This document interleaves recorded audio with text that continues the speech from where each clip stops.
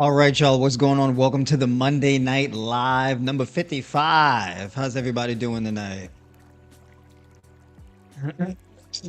All right, we got Mama in the chat. What's going on? I know you are a happy camper today because that Bitcoin is running up. Yeah. Definitely, folks, hit the like button. You know what I'm saying? Coming on in, like and share with those you believe this would benefit. Maybe clearing some things up about a raw vegan fruitarian style diet, right? And clearing, talking a little bit more about that because it is not just a diet, but also like a lifestyle and a kind of an ideological component to it as well, right? So I'm going to be talking a bit more about that because there's a pathological approach, a heavily ideological approach, and then there is a more well thought out, rational, and sustainable approach, right? So I'm going to be talking about the differences. All right. So I'm going to be talking about that. Folks, put a one in the chat if y'all can hear me clearly. How's my sound? How's my sound? Sharon, what's going on? Good to see you in here. Hassani, what's going on? Good to see you in here. Melissa Smith, all right. Appreciate you tuning in with the ones in the chat. We got the ones coming in. There we go. Yeah, I don't hear any snapping, crackling, and popping in my sound. I'm not cutting out, no clipping, none of that. I want to make sure that it's smooth tonight. Beverly Monk, I see you in here. Appreciate you tuning in. I got to make more of a habit too to show off a bit. Because, you know, I am a fundamental believer in the fact that the best looking food is fruit. It's the best looking food. That's right. Where y'all tuning in from, by the way? City, state, country of origin, province? Where y'all tuning in from? Carmen, what's going on? Good to see you in here. I'm not going to hold y'all too late tonight, but I do want to get some questions and whatnot from y'all as well. So we're going to get to that. All right, there we go. Melissa tuning in from Arizona. Big shout out to you tuning in from Arizona. There we go. That's right. How's that weather out there too? You feel it cooling off over there in Arizona? What's going on? What's it like? I want to live vicariously through you for a little bit. Get a sense of the land out there. Dayton, Ohio. What's going on, Carmen? Look at that. We in the same state. I am in Ohio as well. Look at that. Florida. What's going on, Miss Deborah? How you doing? Definitely get yourself on the calendar for this week. Driving home. What you said? Please address fruit juicing and essential amino acids. You got to be a little bit more specific about that. You got to ask a specific question about juicing and amino acids. That's right, Sharon, tuning in from Brooklyn, New York. Big shout out to my Brooklyn folks. I am also from Brooklyn. Right? Brooklyn, born and raised. What's going on? Kay, tuning in from Hampton, Virginia. What's going on? Big shout out to you tuning in from VA. Here we go. All right.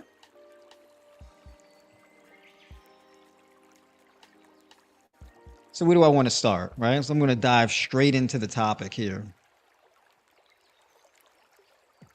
and talk about what is a fruitarian diet and lifestyle actually. What is it? What's the point of it? What's this about?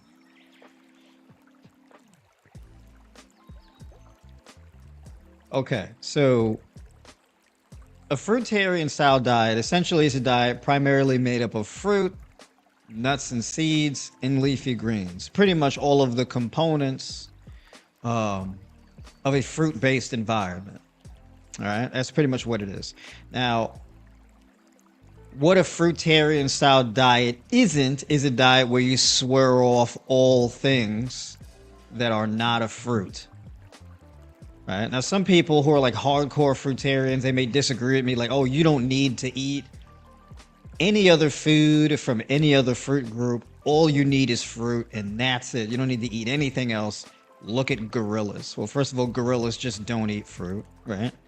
That's the base of their diet, right? But they also will eat other things, perhaps things that you may not want to eat, like termite larva, right? You may not want to eat mango peels and banana peels, right? That kind of thing. So the goal of a fruitarian style approach is not to eat like a gorilla, right? You're not an ape, you're not a gorilla or anything like that. You're a human being. And even though nature leaves clues, it doesn't necessarily mean that your diet will perfectly map onto theirs, right?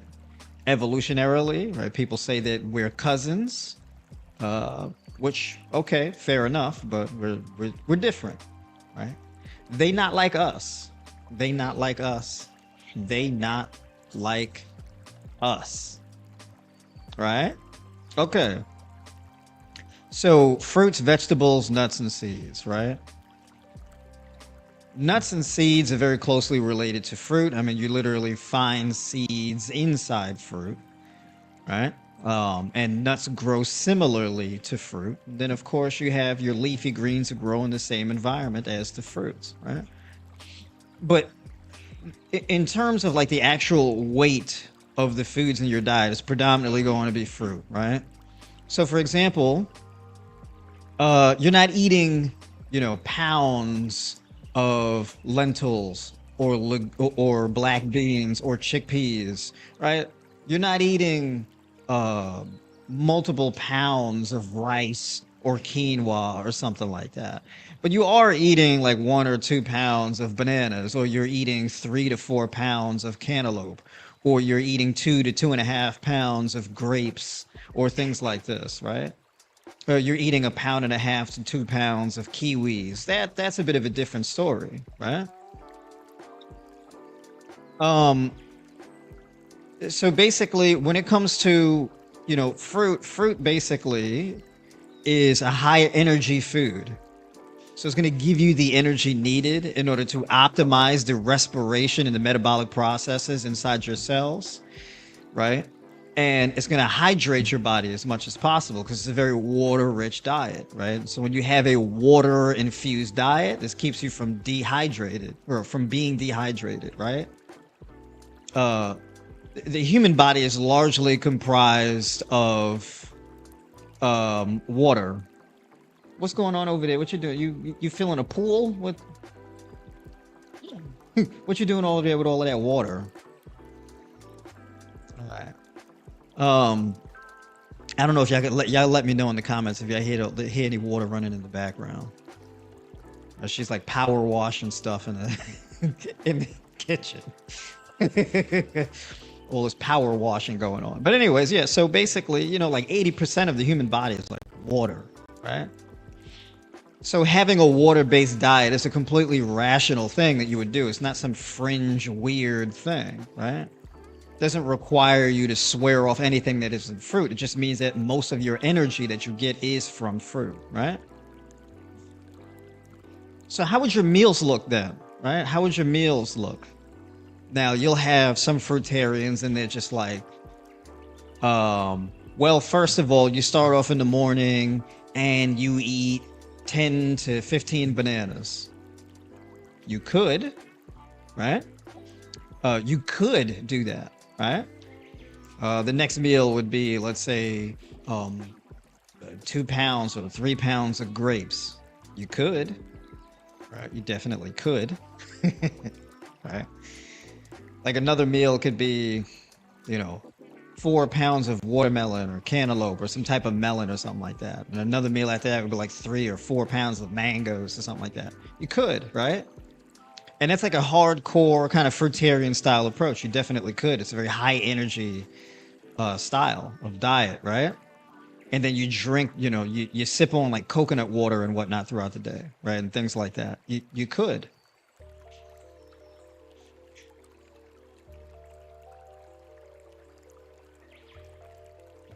So how do I do it? Because I do things a little bit differently. I try to do things where, look, let's be honest. What I just described is a very like veteran style of like fruitarian eating, right? And that actually just having like a straight up like you just eat fruit, that actually could be a very, very good idea, actually. It just depends on how long you do it for. Now, if you're just having a high water rich diet, it's all like bananas and mango and melons and grapes and things like that. It's actually a really effective diet for like reversing anxiety, depression, weight loss, reversing diabetes, all of these different types of things, right? Reversing a variety of different chronic illnesses, improving your skin quality, right? That's a very effective healing mechanism for the human diet, right? Gut health repair, all this type of stuff, right? Improving kidney health and that type of thing, lowering your blood pressure to a reasonable level, reversing excess high cholesterol, right? Hyperlipidemia. So just pounding the fruit by the pound like that, eating like 10, 20 pounds of fruit a day and all of that. It's definitely a good approach. However, there's a bit of nuance because it depends on how long you follow a specific strategy for and what your goals are, right? So for example, people will hear me talk about, building muscle with fruit. And they say, well, fruit is so low in the protein. How's it good for building muscle? Quite simply put is, well, when it comes to muscle building, the primary driver of muscle growth is not protein, it's carbohydrates. I don't care how much protein you consume. If you're dehydrated and your body is in a low energy state while being dehydrated, the protein is just going to tear up your liver and your kidneys and jack up your blood pressure, right? It's just going to be more acid accumulation inside your body, right? So when you go on the internet and you see, a bunch of jacked bodybuilders, they got muscles on top of muscles and everything. They're on stage with trophies. They got 8 and 10 pack abs, all types of striations looking like comic book characters and all of this type of stuff. Yeah, they can do that using largely a high protein diet. It's true. However, that's very far from the norm. These are people who make up like, less than 0.1% of the population. Right? You have more people who identify as transgender than you do having these elite level bodybuilders. It's an extremely small percentage of the population. Right? Big shout out to my trans folks. But in any case, even in the bodybuilding community, when a bodybuilder actually wants to gain size, they increase carbohydrate consumption. Right? It's not an increasing of proteins, the increasing of carbohydrate consumption. Usually, the strategy is as a bodybuilder, when you want to drop body fat and cut, you actually increase the protein intake and you decrease everything else.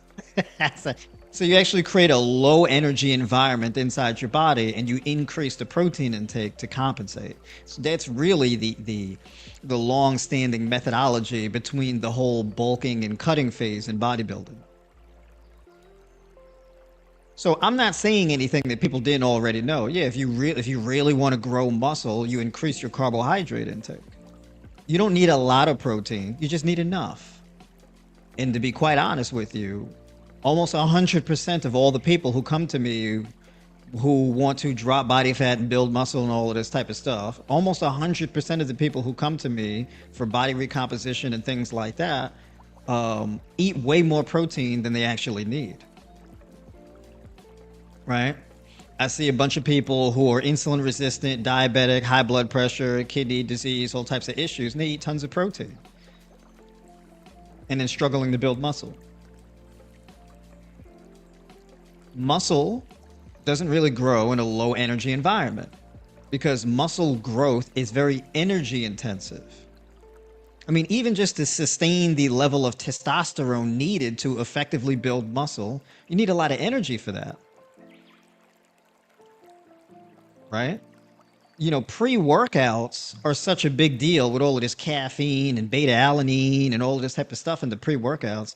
That's such a big deal because you have people struggling to get lean and they're on this low energy diet, real high in protein. So they got all of this brain fog and fatigue and whatnot. So you dump the caffeine into your body to act as a counterbalance of this low energy lifestyle.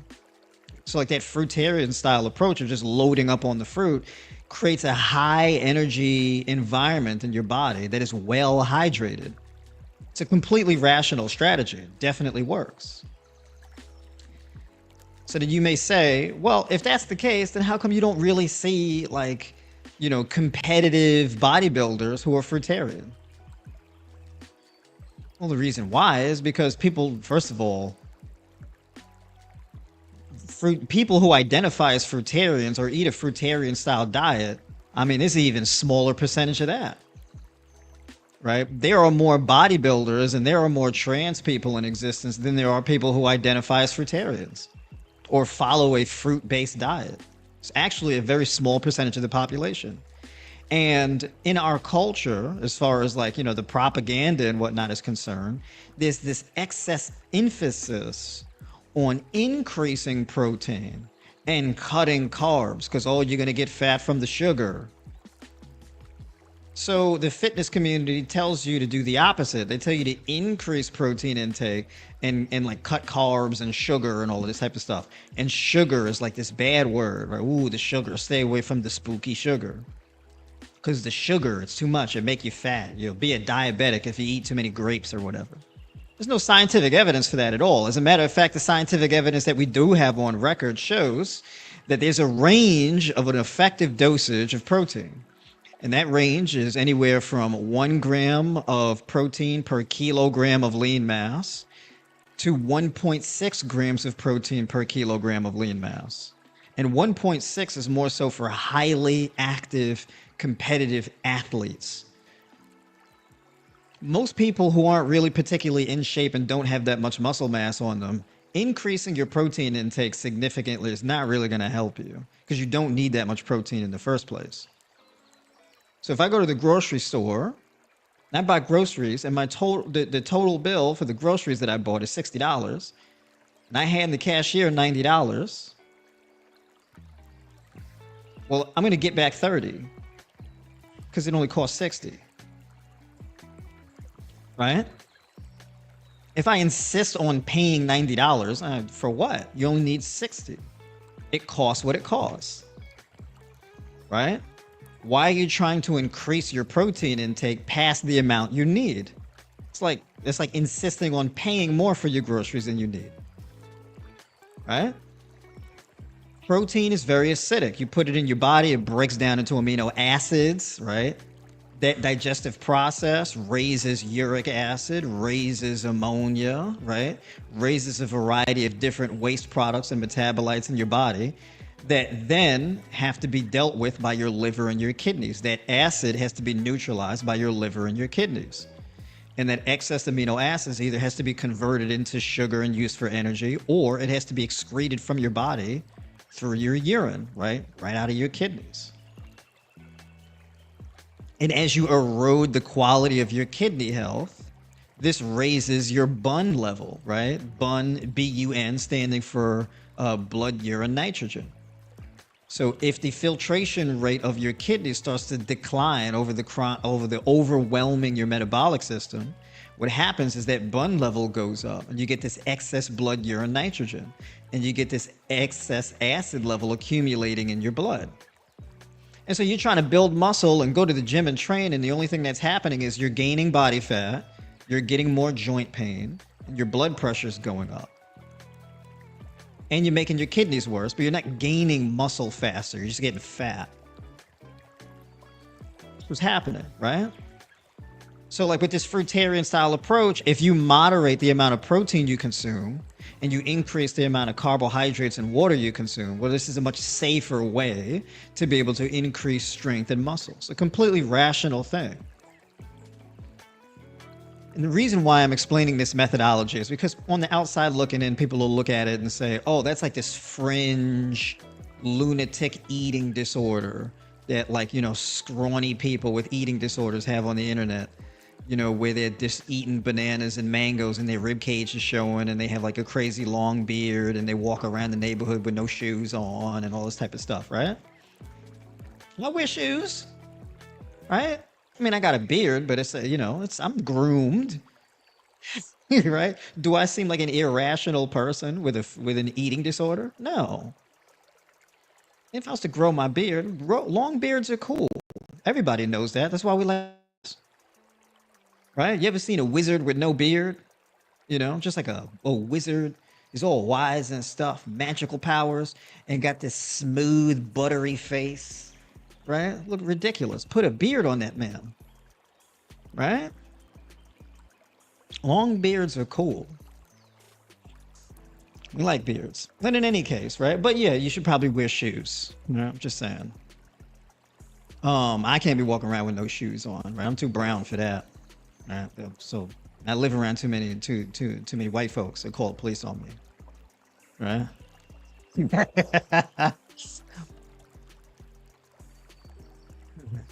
There's a black guy, homeless man with no shoes on walking around my house. Come get him. He looks like he doesn't pay taxes. So yeah, it's not some radical fringe thing. Makes complete sense.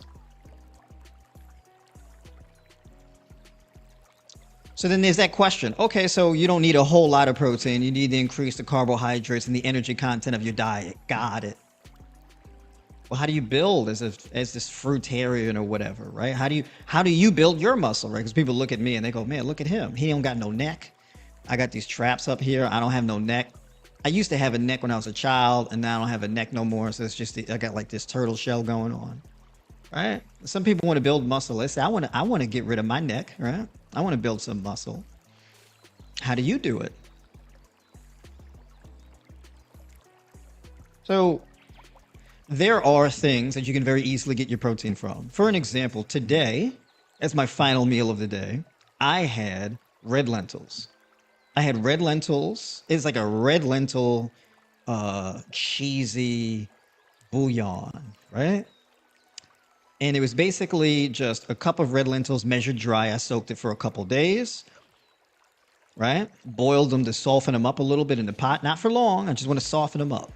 Throw them in the blender. I put a 1/4 cup of nutritional yeast. I put a teaspoon of garlic powder.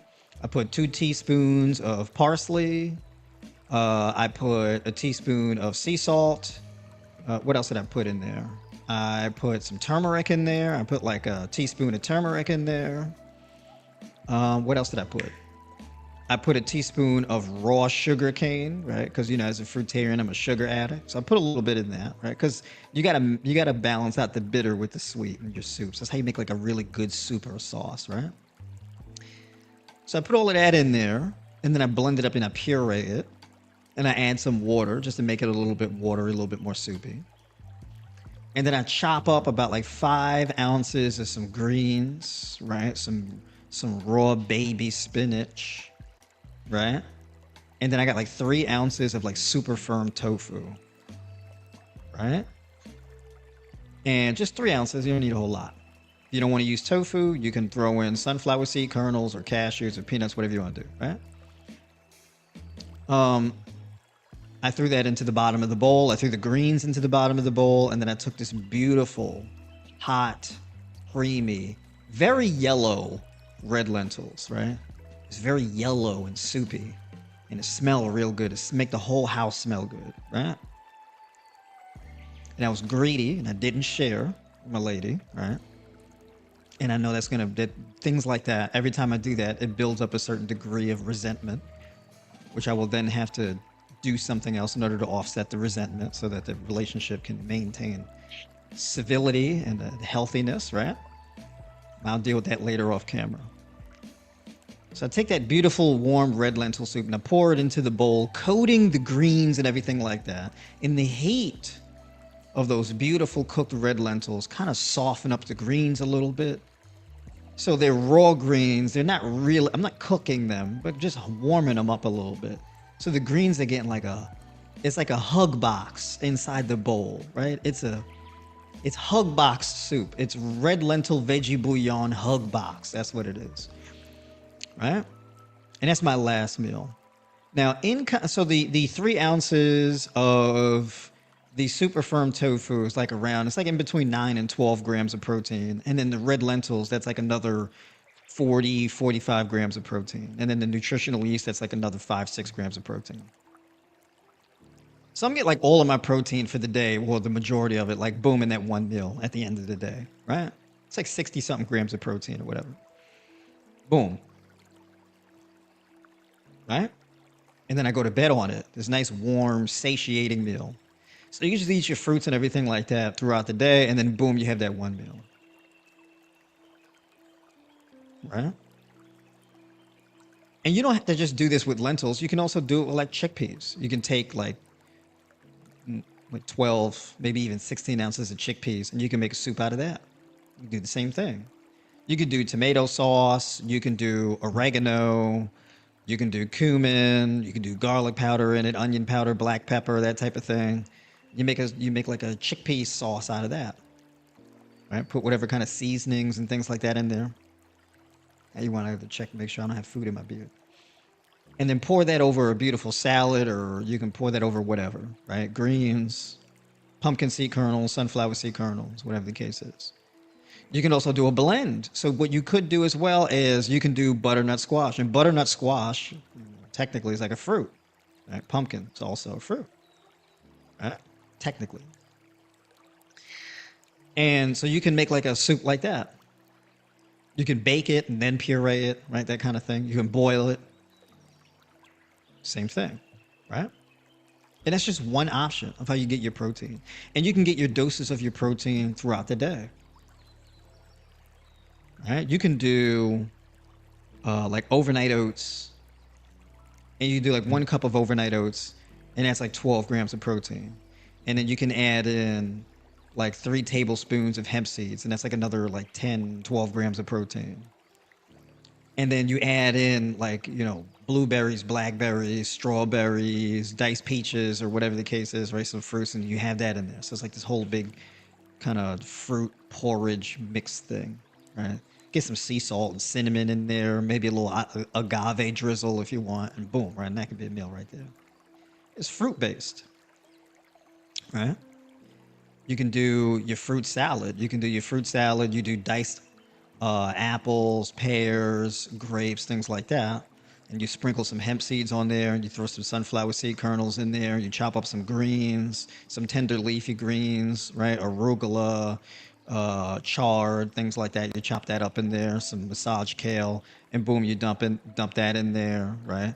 Add a little dressing, shake up the bowl, mix it in, and then boom. Right? You got some extra proteins and fats and whatnot in that meal, but it's mostly overwhelmingly going to be water and carbohydrates. And you mix that in. So that's another meal you get. So you can accumulate protein in your meals throughout the day, and then have the most of your protein towards the end of your day in your meal. Right? So basically all of these meals are like fruit based, aside from the red lentils. That's not really fruit based, but it's fine, right? But a fruitarian style diet, quite simply put, is fruit is the majority of the food that you eat by weight and even calorically.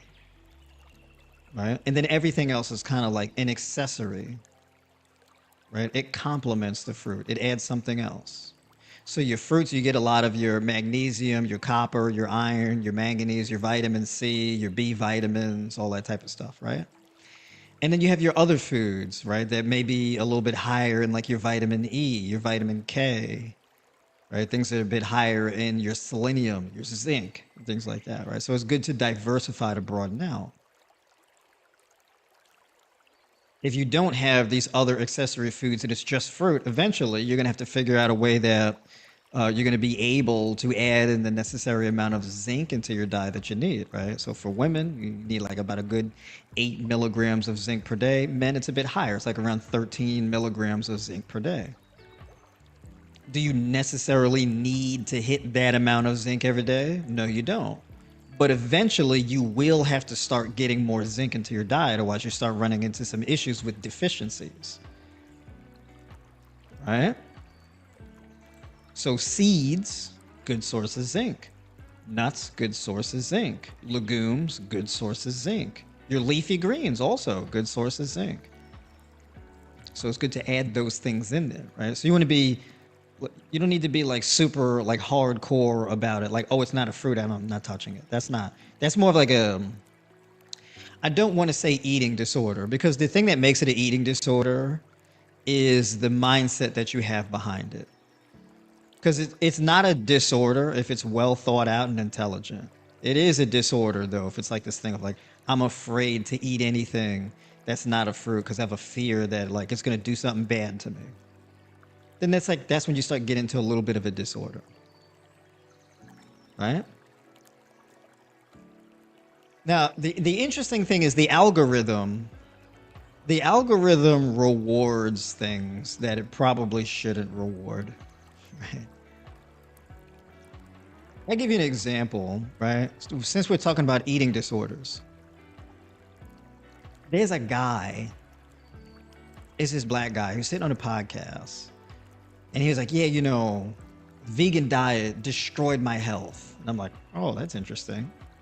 How to do that? He's like, yeah, I was eating raw leafy vegetables, and all the, what do you say?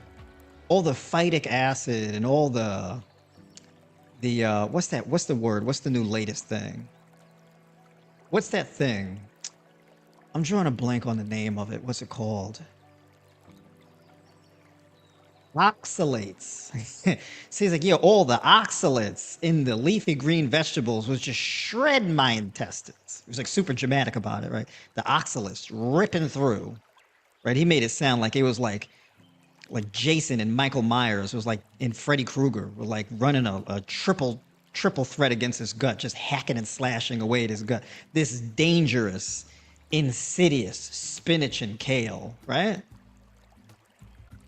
Then come to find out, so he was saying, he was eating, what did he say? He was eating like 10 bowls of these leafy greens a day to try to get his protein requirement.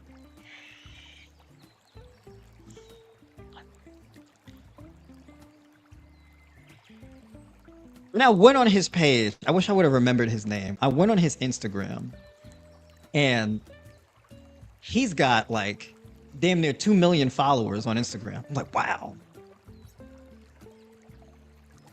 That algorithm, man.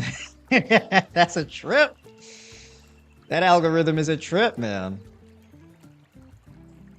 But yeah, he had like 1.8 million subs or something like that. It was like followers on Instagram.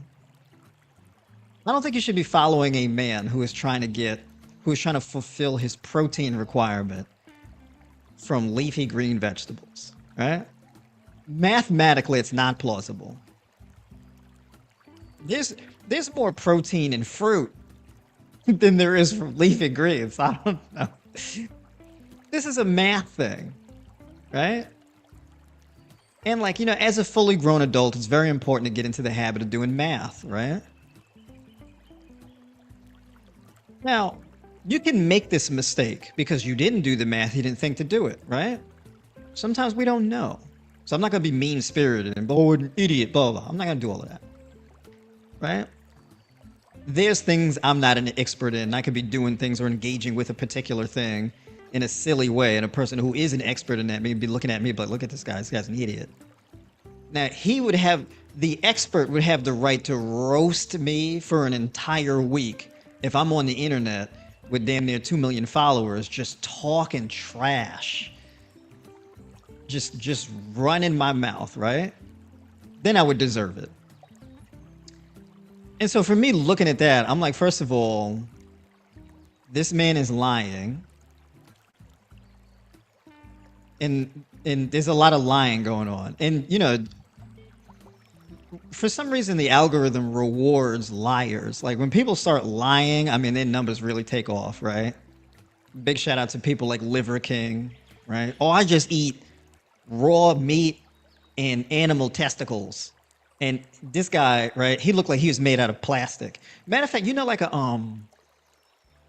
like those superhero costumes that little kids wear for Halloween, where it's like it's a costume they put on and it's got the muscles on top. You know what I'm talking about? like a Spider-Man costume. They put it on and it's got the bulging muscles on the costume. And you know, it's a little kid in this big ass costume with muscles on it, right? Like the Batman costumes and the superhero costumes. That's what his body looked like. It looked like he had muscles implanted right on top of each other. And he had a good run. I mean, huge. Everything was like ancestral diet, the ancestral meat. You have to eat ancestral testicles. You have to eat ancestral liver. He had like videos up where he's sitting at the dinner table with his family and they look like hostages. And they got this plate and it's a big old porcelain plate and it's like this little piece of like bloody raw meat sitting on it. They didn't look like they was enjoying themselves, but he's in the camera just going off, talking real confident, right? And there's a lot of people on the internet. It's like, man, I want to be ancestral. I want to eat ancestral testicles if that's gonna build them ancestral 8-pack abs, right?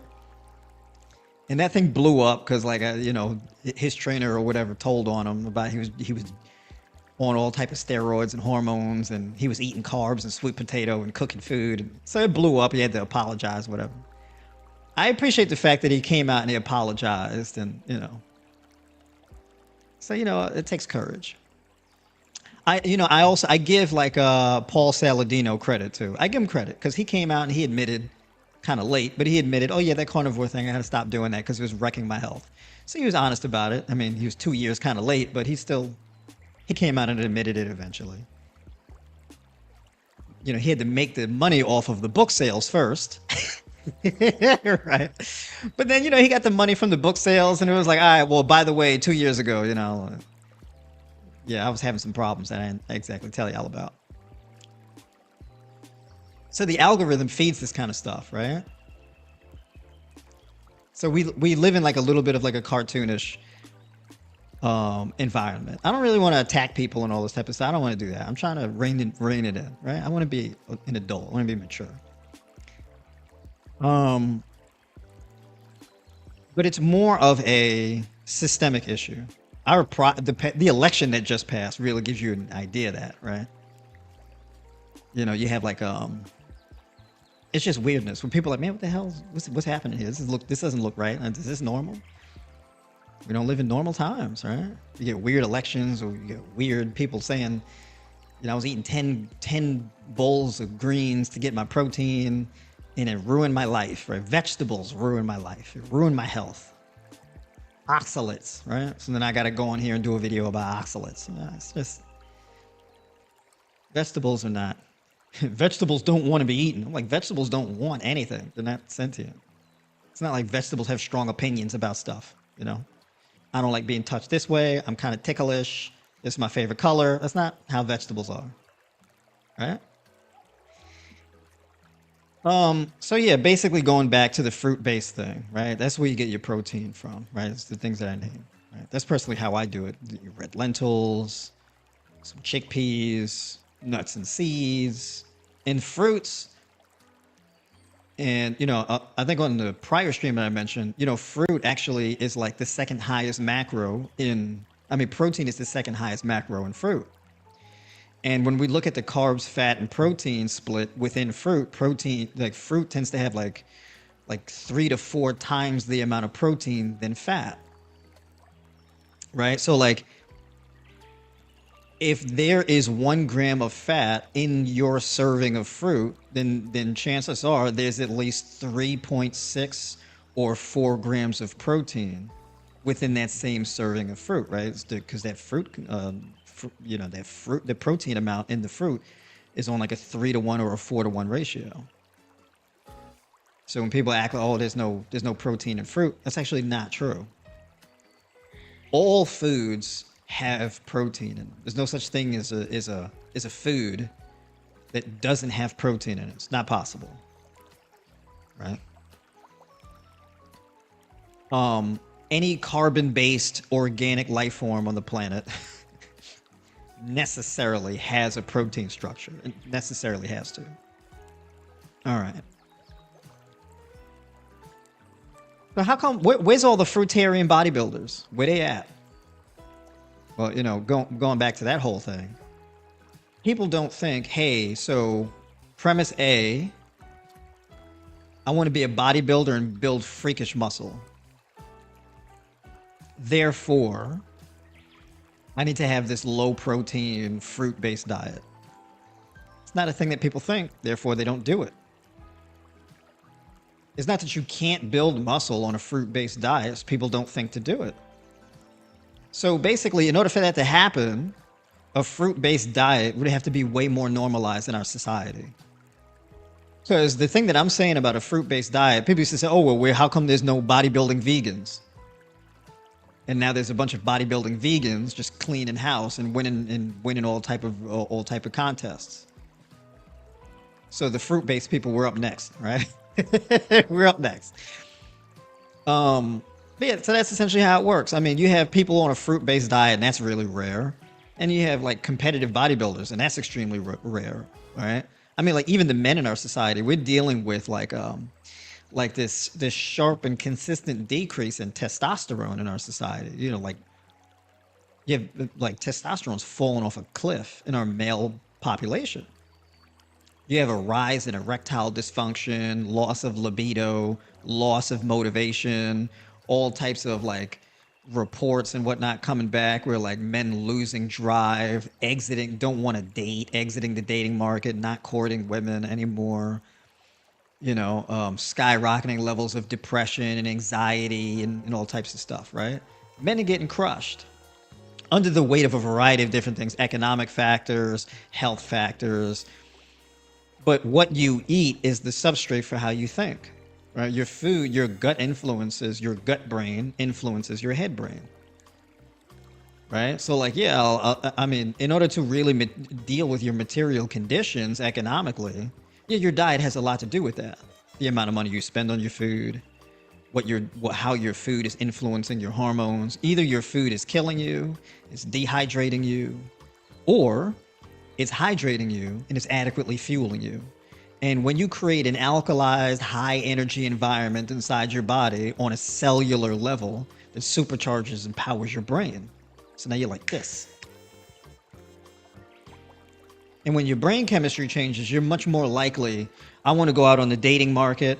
I'm going to find my person. I'm going to build my business. I'm going to climb a mountain. I'm going to compete in bodybuilding. I'm going to go to the gym. I'm going to ride a bull, right? I'm going to be a stunt man. I want to drag race, whatever, right? I want to go buy a gun. I don't know. But when your brain chemistry changes, you start wanting to do things. And it's difficult for, people to like want to be motivated to do something if you create a low energy environment, a dehydrated environment inside your body. And what's interesting is I've been in the fitness, community, and I've been in and out of gyms my entire adult life. And what's interesting is the older an athlete gets, the more they start taking an interest in plant-based nutrition, right? So I start getting them emails and calls. Yeah, I've been following you, and what you doing? Because these are like people who knew me before I was like vegan, when I was eating animal products, and I had like this big round face, and I was with these chunky cheeks and everything like that. And I was puffy, and then I went plant-based, and it was just this progression year after year after year. And they're like, man, I want to do that. What have you been doing? It's that, right? You can just eat whatever, and you can get gains really early on in your life. Eating whatever, high protein, high carb, low carb, high protein, doesn't matter, right? If you're like in your early teenage years, early 20s, even mid 20s, you can get away with doing it, but you pay more of a price as you get older, and you start feeling it when you're like 30 years old. You start feeling it when you're 30 years old because in order to develop chronic illness, it typically takes anywhere from 5 to 10 years.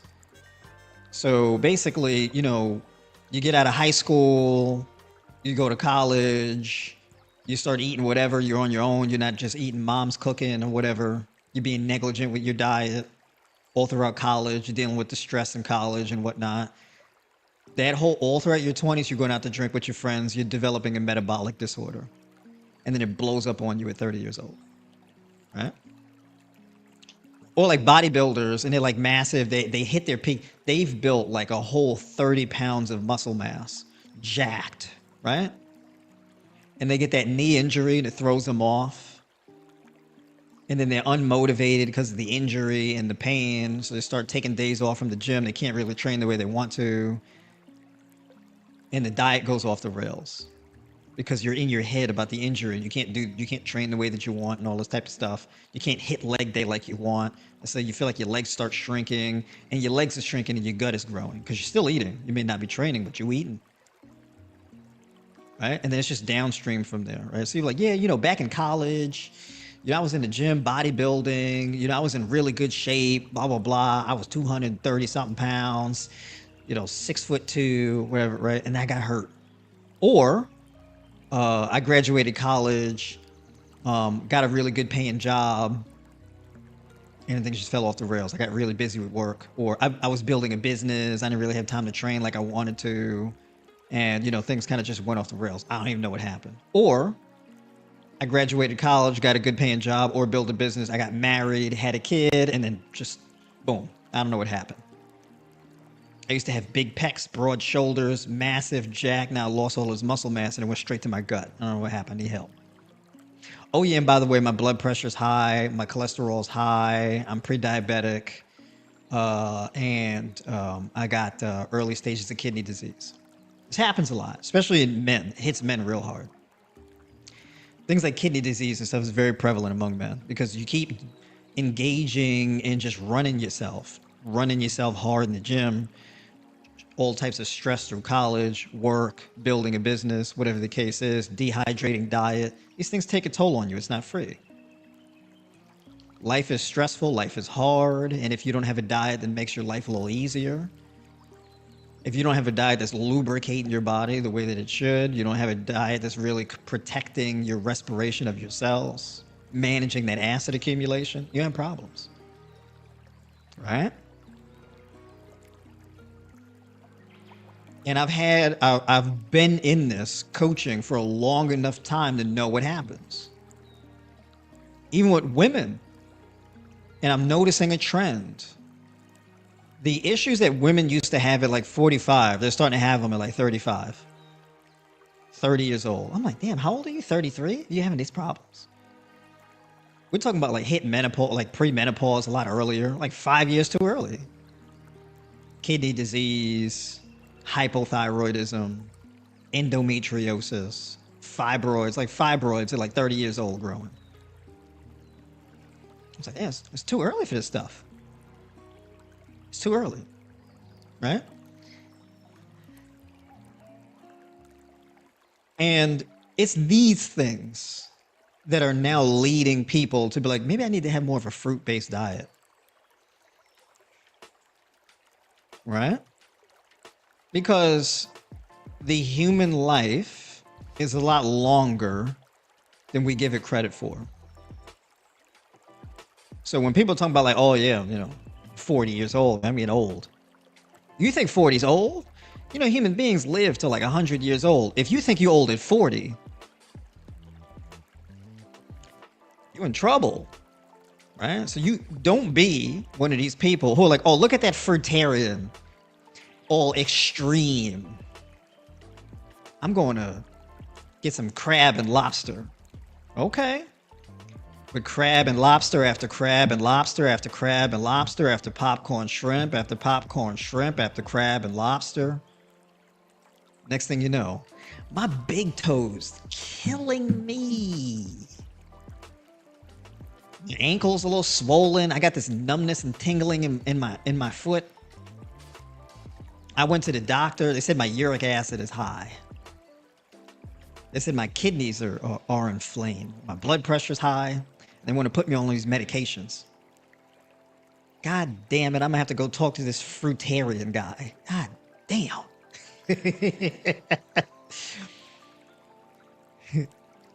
10 years ago, I used to make fun of y'all, but look.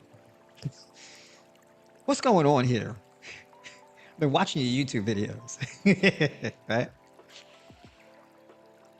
And no shade, because I used to, let me tell you something. I used to crush rock lobster tail and garlic biscuits from Red Lobster.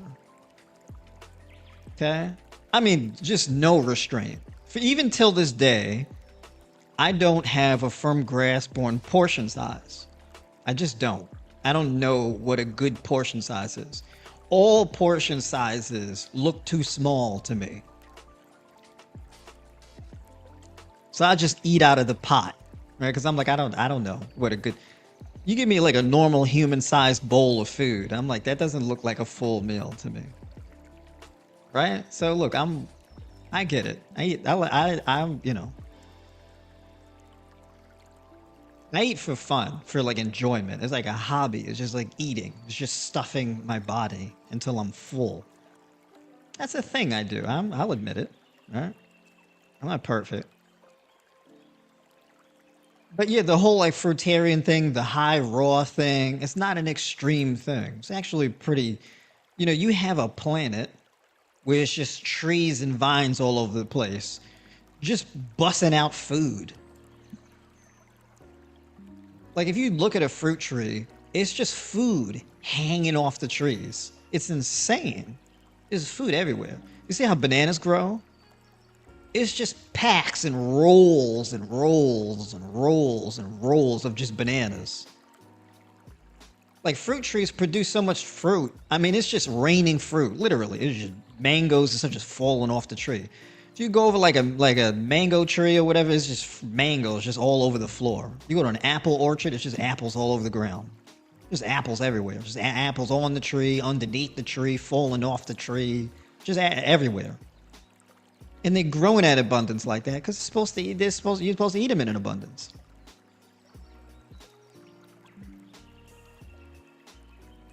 Right? Nature gives us clues as to what we should be doing. So, people when we talk about you got to have a diet, you got to eat 4 ounces of ancestral testicles on a daily basis. Look, that's a cute gimmick that'll get you millions of followers because people like to hear wild, wacky stuff. It's very entertaining. But them ancestral testicles come with ancestral diseases. Right? They come with ancestral gout. They come with ancestral kidney disease. Right? They come with them ancestral apology videos. Yeah, I'm sorry, guys. I wasn't completely forthcoming with y'all. My bad.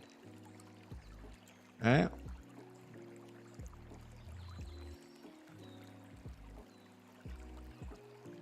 There's a final thing I want to touch on. And this is like a thing that was like bugging me. It's bugging me. Not about people, right? I give people a lot of grace. Because my diet used to be gross, okay?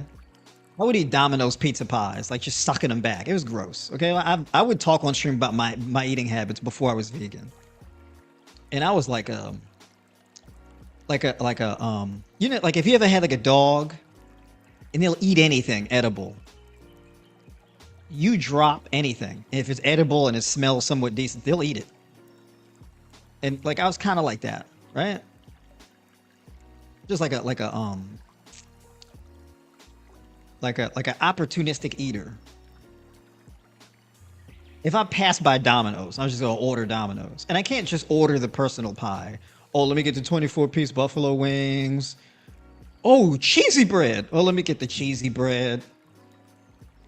I would make my omelets in the morning, and that would be 1 egg, bloop, 2 eggs, bloop, 3 eggs, bloop, 4 eggs, bloop. And I'm like, there's 4 eggs. Let me put 2 more, and then end up being 6 eggs. 1 slice of cheese, 2 slices of cheese. Let me do 3 slices of cheese. It's that. We just keep adding stuff, right? Like just this compulsive kind of eating. I used to do that, right? And just eating myself deeper into joint pain and just all types of stuff. It was nasty work.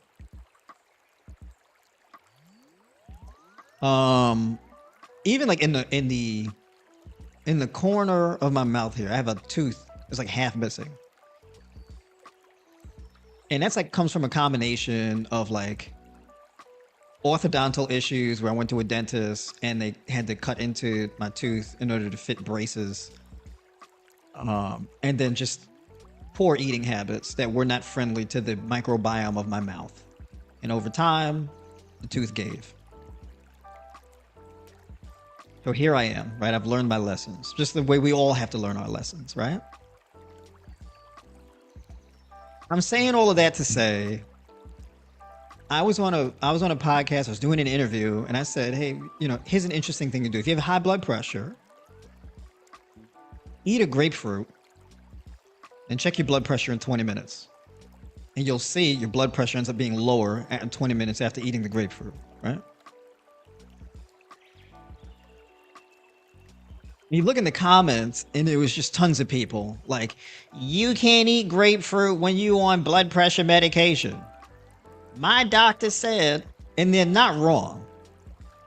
So I'm like, I got to clean that up. But also, like, imagine you had a choice between taking blood pressure medication that lowers your blood pressure or eating a fruit that lowers your blood pressure. And the challenge is like, which one should I choose? It was like, well, if the food lowers your blood pressure, then you don't need the medication. But like, as a society, we're so medicated that like that point can get lost. It's like, sure, that food lowers my blood pressure, but I can't eat the blood pressure lowering food because it conflicts with my blood pressure lowering medication. It's like, well, then just trade one for the other. They both do the same thing. Right? But when you've been on blood pressure medication for so long, it's hard to come to that conclusion. Right? It's like trying to understand living in a world without capitalism. Capitalism, that's going to be here forever. The profit motive will undergird and lead and take priority over every single thing. Absolutely. And that's always how it's going to be. Right? There's a term for that. It's called capitalist realism. But it's the same thing that comes with food, right? When you're so medicated, either it's like I'm scared to get off my medication, or it's I'm sick of being on this medication and I'm getting off. Those are like the two ends of the thought process, right?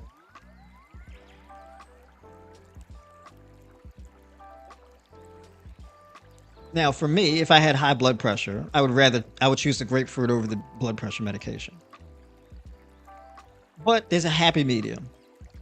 Okay, so basically you're terrified of eating the grapefruit because how it would affect your medication. So some alternatives are cherries, pomegranate, pineapple, watermelon, right? And I would say grapes, but grapes, it depends. Because if you're really insulin resistant, and the insulin resistance is the thing that's running up your pressure, because your blood sugar goes up and it causes your blood pressure to go up, that whole thing. And it may be a bit of a different thing. So in order of hierarchy, I'm going to say cherries, pomegranate, pineapple. All right, that's what I'm going to say. And then apples. Those also lower your blood pressure. Number 1, the water. Number 2, the vitamin C content. Number 3, malic acid. All right. There's other things. Oh, and potassium, number 4. I just tend to default to grapefruit because it's one of my personal favorites, number 1. Number 2, it's an extremely rich source of potassium. And potassium, like immediately, it just lowers your blood pressure. It's phenomenal. Because a lot of the times when people have high blood pressure, the thing they often do, or it's a result of not having enough potassium.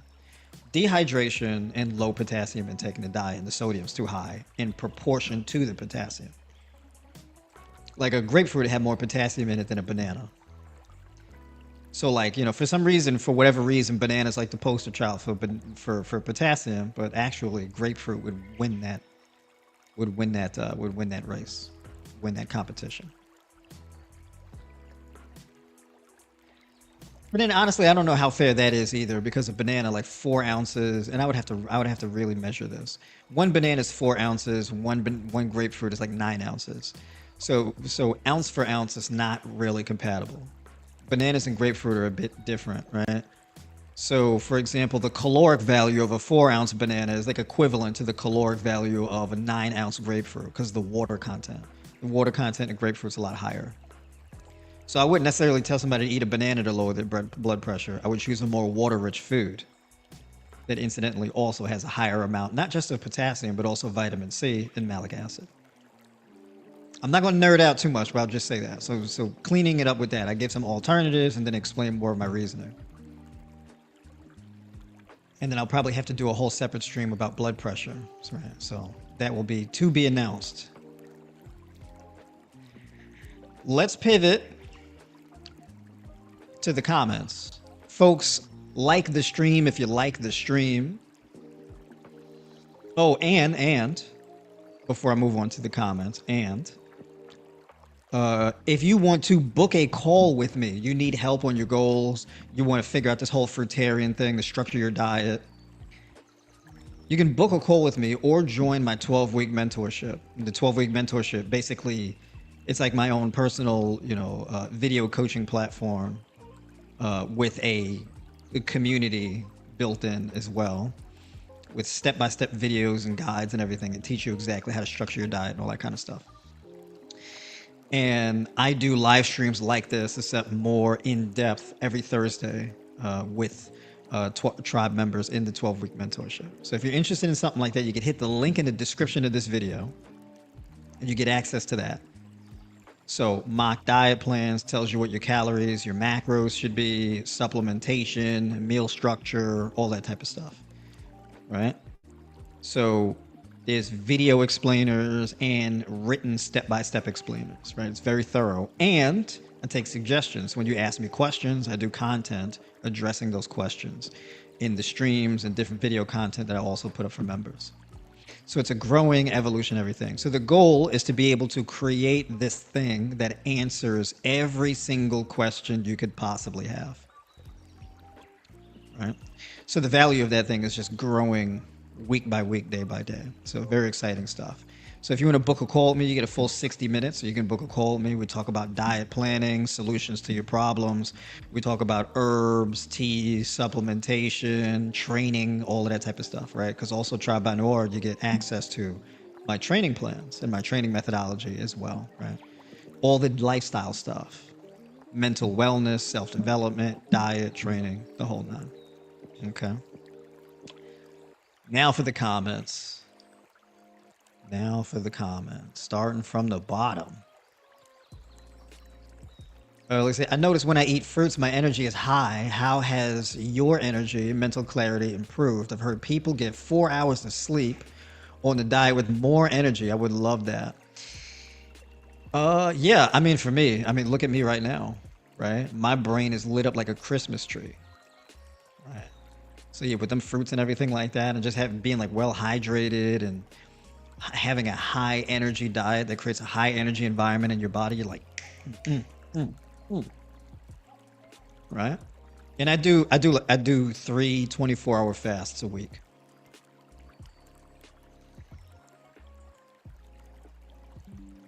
That's right. Let's get the likes up. I should check that, right?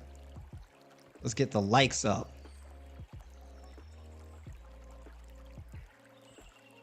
$25.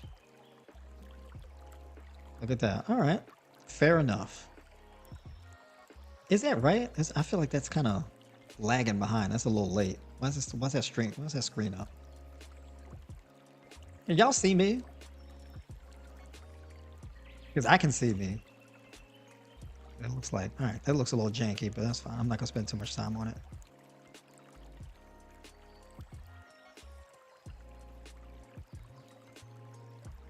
Got the music banging. All right.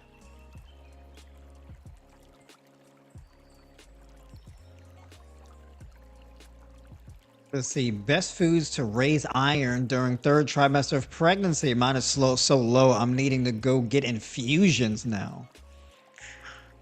That's interesting. Yeah, so basically your leafy green vegetables, nuts and seeds, so like chia seeds, flax seeds, hemp seeds, dark leafy green vegetables, legumes like lentils, chickpeas, black beans, red kidney beans. You're going to get a lot of your iron from that. Bell peppers. Yeah. Kasha, quinoa, sweet potato. I mean, basically like a plant-based diet. Kiwis, that's a really good source of iron. Blueberries, blackberries. Uh, Grapes. Yeah, so if you're having low iron, that's like an absorption thing. So that's like a gut microbiome thing. So chances are it's not just your iron that's low, you've got some other issues going on. So you could be maybe vitamin D deficient or have an issue where there's a low vitamin K conversion happening in your gut. Right? So it may be that. It can also be like so for example, if you're a woman dealing with a very heavy menstrual cycle, or you've had that issue in the past where you're just bleeding too much, you may want to increase vitamin D and vitamin K. So vitamin K, specifically vitamin K2, helps blood clotting, right? So your body needs the vitamin K for blood clotting. And so that reduces the bleeding. So you're not just hemorrhaging blood, right? So if you're dealing with internal bleeding, where some people, you may be having internal bleeding and that's leading to low iron, right? So it could be that. It could be a low level of copper in your diet. That can be an issue. Or it could be a gut microbiome issue. And usually if you have a compromised gut microbiome, that impedes your vitamin B12 production in your gut and your vitamin K2 production in your gut. Vitamin B12 and vitamin K2 are known as postbiotics. They're made by bacteria, right? So you get vitamin K1 from your diet, and that converts into vitamin K2.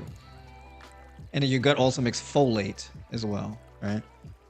So yeah, you may have some other underlying issues. So it sounds like it could be a mix of like things like magnesium, vitamin D, K2, and you might have some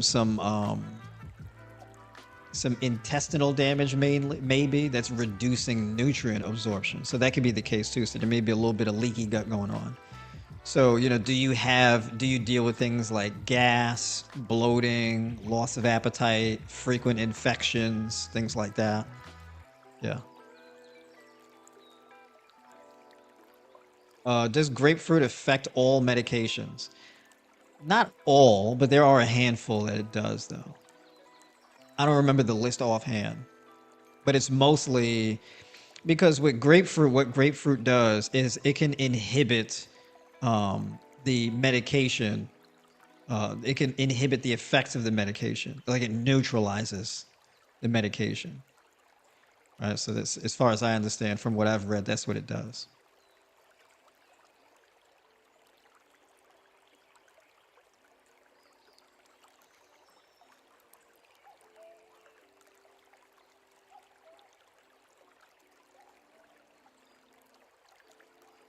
I'm gonna do another video about iron deficiency, because iron deficiency is about more things than just iron. So yeah, I mean, it's not just about like iron supplementation helps, but the problem is that when you stop with the iron supplementation, then you're right back to the iron issue. So with iron, in order to have healthy levels of iron, you need to have good liver health. You have to have a significant amount of vitamin C and copper in your diet. And then you got to have adequate B12 production in your gut or from your diet, or both. Right? So, things like that. So there's a few aspects to it. And then vitamin D, which is needed for the synthesis of hemoglobin. Magnesium, which is also needed for the synthesis of hemoglobin. And then vitamin K2, so that you're not dealing with excess bleeding issues. Because the vitamin D deficiency, the iron deficiency thing is very closely related to menstrual cycle issues, where they're just running for too long. You're losing too much blood and you're not recovering your iron levels back after your menstrual cycle. So every month is chipping away at your iron stores. Right? So that's like a long-standing issue that develops over time. Also, chronic inflammation degrades iron stores inside your body. So if you have an acidic diet as well, iron is deployed to neutralize excess acid. It is one of the 5 alkalizing macro minerals. So if you're dealing with a lot of chronic inflammation, you could be hemorrhaging iron stores as a result of that. So you can also be dealing with a lot of iron oxidation inside your liver. So it's a fairly deep topic. It's not really like a straight one simple answer. It's a little bit more complicated.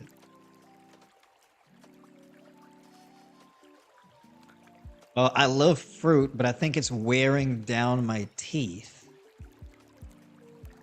It depends, right? So basically, your when people have issues with their teeth and you're eroding your enamel, that implies that there's an imbalance in the microbiome in your gums, in your mouth. Like the bacterial makeup in your mouth is highly acidic.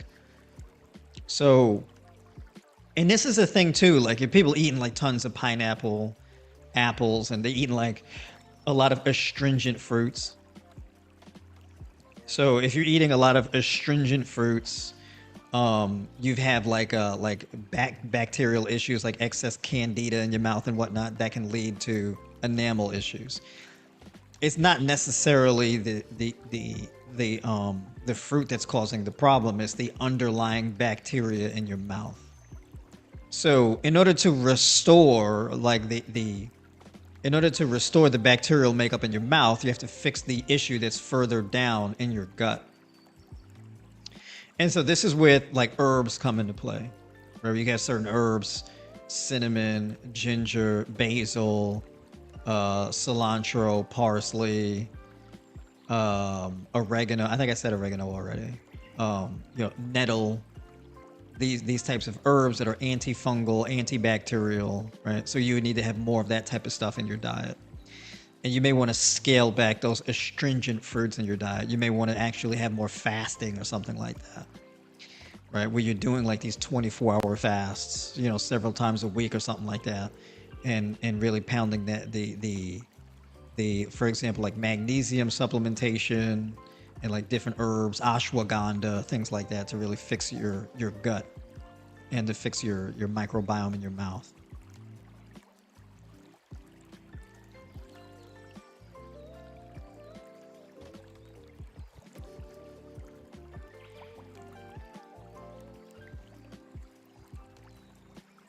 I have to go see that Fruitarian guy. Like, damn, man. I'm gonna have to cut out all the stuff I've been eating. All right. Portion control is beyond me. That's why I do OMAD. Yeah. Yep. Let me tell you something. With portion control, that's just not my thing. I eat out of like salad bowls and stuff like that. I eat out of pots. I don't. No regular bowl or whatever. That's just ain't gonna cut it. I make a meal and it doesn't fit in the bowl. And I'm like, man, now I gotta get up and go refill the bowl again to finish my food. Because I don't eat leftovers. Because there's never really ever is any leftovers. You know what I mean? There can't be no leftovers. I gotta finish all of it. That's just my thing. That's just how it is. I don't make the rules.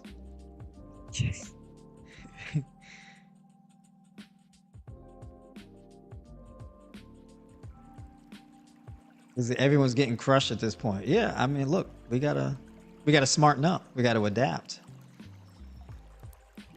Let's see. How can I stay on my no eating meat or seafood diet if I live with someone who likes to eat these foods? You gotta leave. No, I'm just playing. So essentially, you stick to the plan that you've pursued because of the values you have. Like you don't eat a specific way because of your values don't allow you to eat that way. Right? It's kind of like if you lived with somebody and they were snorting cocaine every day, would you develop a cocaine habit? Now you may hear me ask you that. You'd be like, hell no, I'm messing no damn coke. I ain't no cokehead. It's a value judgment. because you associate coke with like all type of negative things: drug addiction, deadbeat, criminal, junkie. You got all these different negative associations in your head, right? So according to your values of how opposed you are, right, to drug substances, you're like, no, absolutely not. I have no tolerance for it. You may not even want to live with that person, right? So you're like, look, I can't be in a relationship with this person, or I can't live with this person. I don't feel comfortable around this person, because that's your values. They may be like financially stable, very responsible. They're doing everything right. They're by the book, right? But they hitting the nose candy, right? They're cool. They're responsible, but you know, right? It's a value judgment. Like the way that I view crack and cocaine and stuff like that is the way that I view like pork and, and like seafood and all this stuff. View it the same way. It's terrible. Don't eat like that. You're gonna kill yourself. You're gonna destroy your health. You don't eat like that. It's terrible. I view it the same way. So within your value set and framework, how, you know, what do your values permit? Right? It don't matter if it's like eating seafood and pork or face tattoos. Right? Some people say, hey, look, I'm a fruitarian with face tattoos. I'll get tattoos on my face, but I ain't eating no animal products. Some people, they're like, look, I would never get a face tattoo, but I'll eat animal products. It's not about right, wrong, or indifferent. It's just what your value set permits. You can be a raw vegan who does Coke on a daily basis. It's just fruit, vegetables, nuts, and seeds, and Coke. Right? It's the value set. So if you want to stay on track, you have to really clearly nail down and clearly define what your value set is. So I think that's my best answer I can give to that.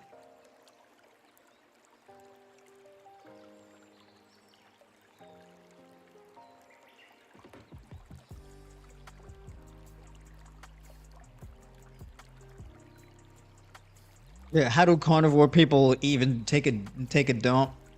Not a lick of fiber. Yeah, I mean it's all oily and whatnot. It just comes slip right out, you know, until it don't. I mean, there's a lot of carnivores actually. They complain about constipation and stuff like that.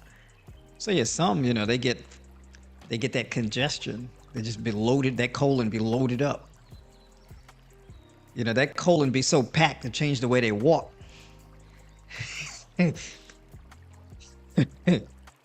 Them bowels be full. Packed.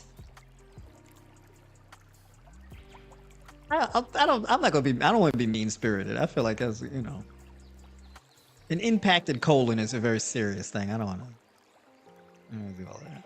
I don't want to be mean.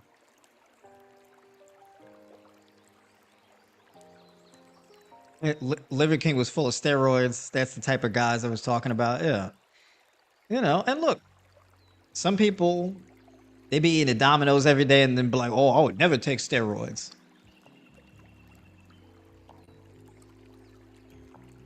That's a value judgment. Yep. So the lectins and oxalates thing. People with the.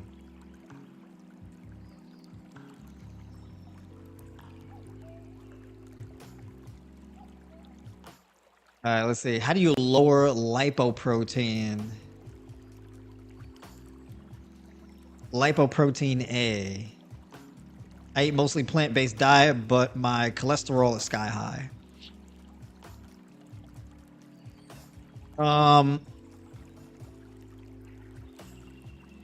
So basically, cholesterol or excess cholesterol is a result of hyperlipidemia.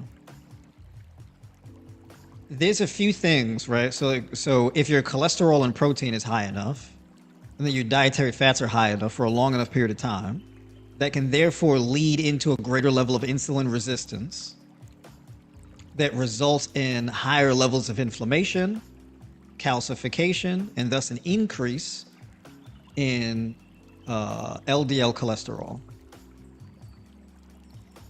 Right? You can go plant-based and not eat cholesterol, but the dietary cholesterol is not the thing that increases your serum cholesterol.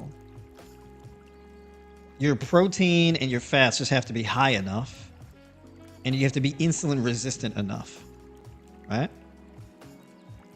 If you combine a water-rich, high raw diet, and then you combine that with a fasting strategy, like alternate day fasting, that'll really help you to get those cholesterol numbers in check. Also, you may be magnesium and vitamin D deficient. Maybe. Or you may be getting enough magnesium, but you're just low on the vitamin D. Vitamin D deficiency will keep you with an elevated LDL. So your cholesterol will be real high as a result of the vitamin D deficiency. So then you would have to engage in a water-rich, high-carb, high-raw vegan diet, a fasting strategy, more sun exposure, and vitamin D supplementation. If you hit on all those points, that's when you can really start moving the needle on your cholesterol numbers. You got to get that inflammation down. You got to keep your body hydrated and get that vitamin D. All right.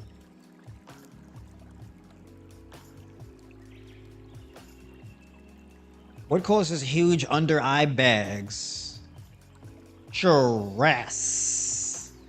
Sending mad love from New York. Big shout out to you. That's right. Much love. Yeah, the stress. Yeah, if you sleep poorly, sleep deprivation, that'll get right up in here in your eyes here. Right, all them nerve endings and whatnot all around your eyes will just be hella inflamed. Right? So yeah, stress, high cortisol, insulin resistance, all of that. It'll show up in your face, right? So the primary driver of that though is just stress and poor sleep quality. And when it gets really bad, it ends up being like dark rings under your eyes, like this hyperpigmentation. Right? So yeah, definitely getting more sun exposure and getting to bed at a more decent time and avoiding dehydration at all costs. That'll definitely fix the under eye bag issues.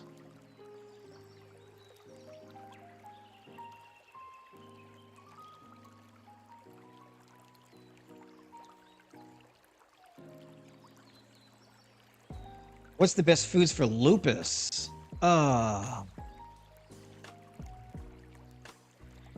There's not, well, so basically lupus is, well, number one, increase your sun exposure and get an earlier bedtime, right? That's number one. Number two, have a diet that is rich in vitamin C, vitamin K, and beta carotene. It doesn't necessarily need to be high in vitamin E, but you should have a decent amount of vitamin E in your diet. So you can get vitamin E from things like almonds, sunflower seed kernels, walnuts, avocado, for example. Ultimately, lupus primarily is about reducing inflammation. Keeping your body hydrated, reducing inflammation, and increasing your sun exposure will definitely go a long way. So when I say increasing your sun exposure, in large part, that's to increase vitamin D synthesis. There's certain things, right? So you got to improve your magnesium levels in your body, hydration levels in your body, significant amounts of vitamin C, malic acid, and potassium in your diet, to name a few things. Really important. Also, improving your gut health, because lupus can also be activated by irritation in your gut. So there should be things that you should really focus on eliminating, and that is waste and things like that that's built up in your intestines. Gluten, right? high protein foods, pork, seafood, chicken, high levels of saturated fat. This leads to the deterioration of your gut lining, right? Because these are things that ultimately, over time, they reduce blood flow to your intestines. So you get like this, you get your intestinal lining, it gets caked up, right? It gets caked up, plaqued up, right? Caked up, plaqued up, gummed up. You know, it's like packing waste to the walls, right? So this inhibits, it's like developing atherosclerosis of the intestines. So a lack of blood flow to the intestines leads to gut damage and hyperpermeability of your gut, which we call leaky gut syndrome, right? So gut irritation, mucus, poor digestion of your food, lethargia, fatigue, and then the skin issues. So lupus can be a manifestation of one of those skin issues, right?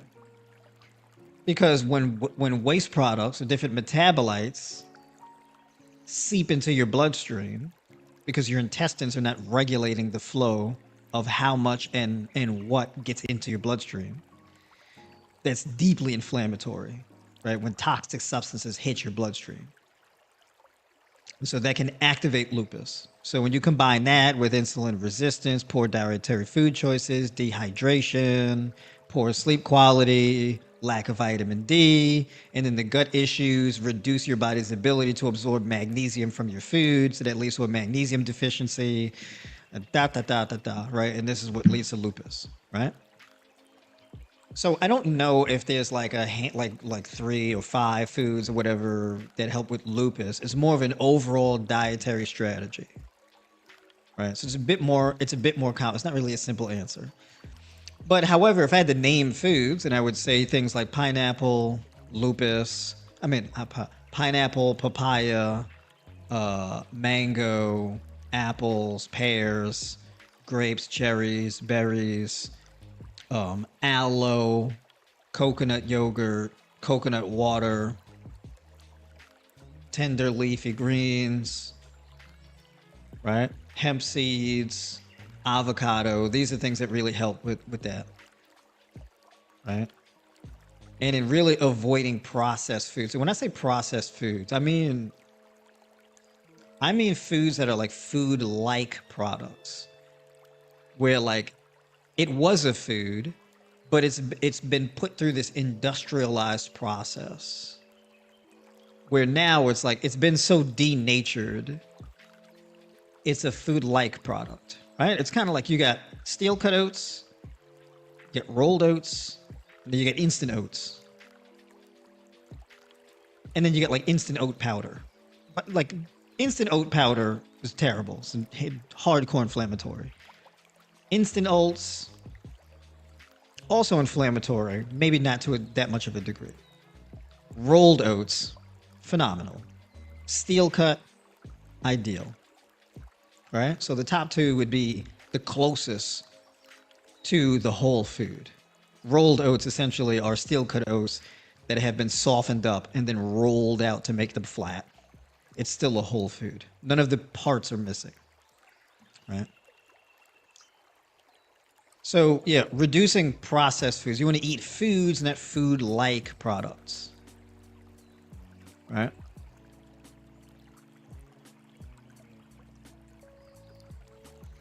And then of course there's things that also really help, like herbs, ginger, garlic. Garlic is good for fighting off like bacterial overgrowth, fungal overgrowth, things like that. Garlic is a big deal. So like that red lentil veggie bouillon that I mentioned earlier, I'm such a big fan of that because I get the opportunity to load it up with garlic, right?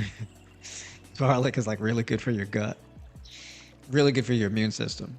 And then the garlic combined with the turmeric make that golden yellow, right? And then you can put cumin in there.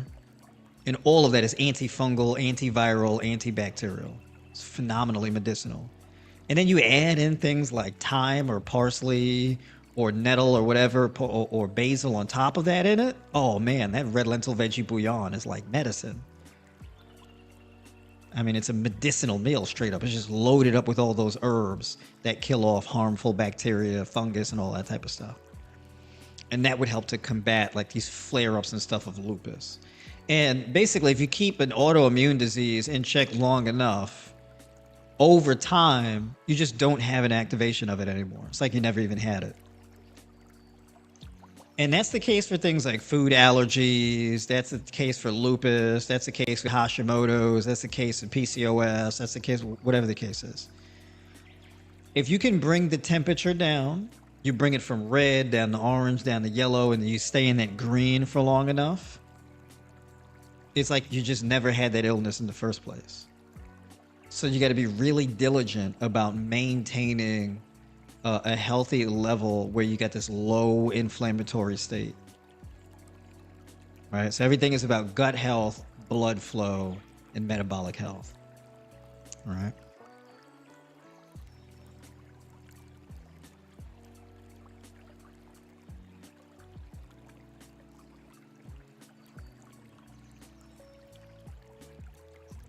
Oh, thank you for this great information. How do I increase my gut as I still have bloating almost every day after taking my food and salad, but my belly will be cleared in the morning? Yeah, so like some people their gut may be so compromised that like they can eat like the cleanest of foods and still have like the bloating issues. You can stay hydrated, you can deploy a fasting strategy. I'm a big fan of alternate day fasting for people with a distressed gut because you give your gut a break. You're not having digestion going on all day every day. So the fasting period, like a 24-hour or even a 36-hour fast, gives your gut a chance to rest, and you can go through autophagy and really go through a healing state. So what you really want to look for and pay attention to is from week to week and month to month, am I seeing an improvement in my digestion? Am I seeing an improvement in the bloating and the gas and things like that over time? So I want to see a trend where there's an improvement in these issues, because it's not like, oh, just the blast gas and the bloating, and then I change my diet and then no issues. That's the case for some people, but not everybody. Sometimes it takes a little bit longer for your gut health to really start improving. But there's things that you could do in the meantime. Like, for example, you can take like digestive enzymes. So there is a product by Physician's Choice, and it's a variety of different digestive enzymes, right? Trypsin, pepsin, amylase, and it's combined with prebiotic fiber and probiotics as well, like probiotic strains. So you could do something like that as well. So it's like digestive enzymes, prebiotics, and probiotics combined together into one product, right? And that really helps too. With if you're eating like a cooked meal or something like that, or you're getting more fats and proteins in your meal for that last meal of the day, that helps with that, right? And then let's say you take that with the digestive enzymes, you drink like a cup of ginger tea, and then you have that final meal. That may really help with that also. So there's things like that you can do as well. All right.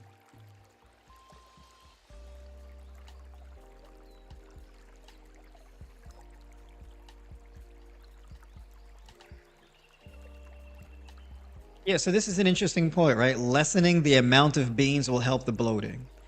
So basically, beans are very sulfur-rich foods. That's why it's so important to really soak them, right? Because basically, inside beans, they have all this amino acids and lectins and phytic acid and whatnot. And as these things break down in the cell wall of the beans open up, it releases this gas, and then you get this sulfur that comes out, right?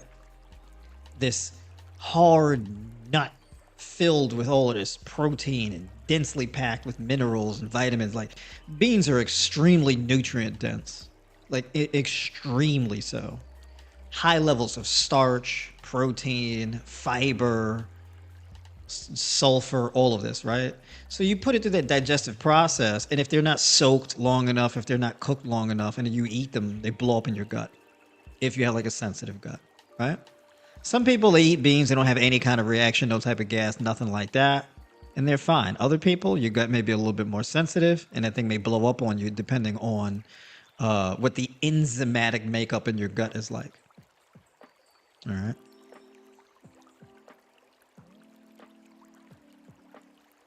How long have I been vegan? Yeah, so it's 11 years. 11 years. Actually, more. Man, no, it's more than that now. Damn, I gotta look. Cause let me see. I started Try by Noah with a private launch, and that was 2012 or 2013. But I was plant based before that. So I'm thinking like either 2011, 2012. I lost track, so I don't. It's actually not, because it was 11 years last year, so it's probably like 12 years or something like that now. Maybe even be 13. I don't know. I lost count. But yeah, it's been a while. It's been a while. All right, y'all. I've held y'all up here all night. Look at this. We've been on for a hot minute, y'all. So yeah, we're gonna jump. We're gonna call it for tonight. Appreciate y'all. Thank you everybody for tuning in. And I will leave y'all with my favorite and final quote. Whatever isn't growing is dying. So we got to learn how to live or die trying. Have a good night, y'all.